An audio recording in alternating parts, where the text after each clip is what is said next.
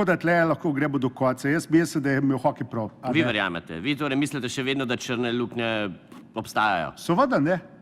Kljub temu, da je on sam zanikal njihov obstoj, kljub temu, da je objavil študijo o Ni tem... on zanikal obstoja črnih lukenj, ne.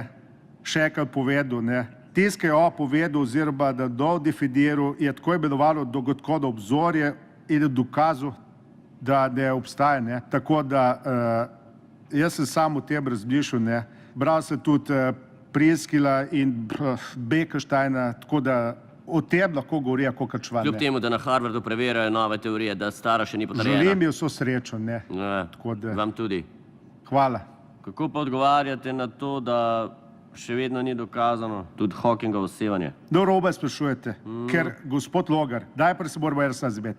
Jaz sem postavil teorijo in jo dokazujem. In če mi da verjamete, ni problema, ne zaberem, lahko grem.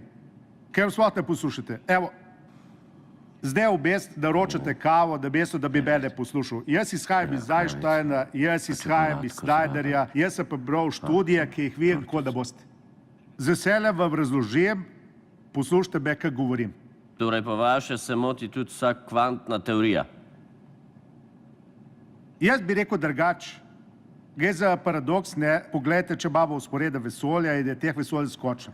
Potem bo med njimi dojno obstajalo tudi vesolje, za katerega bo veljalo, da vzporednih vesolj nima in tukaj teorija naredi izjemo. Za nas je glavno vprašanje zdaj, v katerem vesolju sploh smo. To ni jasno. Torej mislite, da so črne luknje paralelna vesolja? To nisem rekel. Ampak, če se vesolje širi, se vprašamo, kaj je bilo tam prej. To moramo odgovoriti. In jaz še vedno trdim, da ta teorija, da iz črne luknje ne, nič ne pride, da je to najboljša razlaga.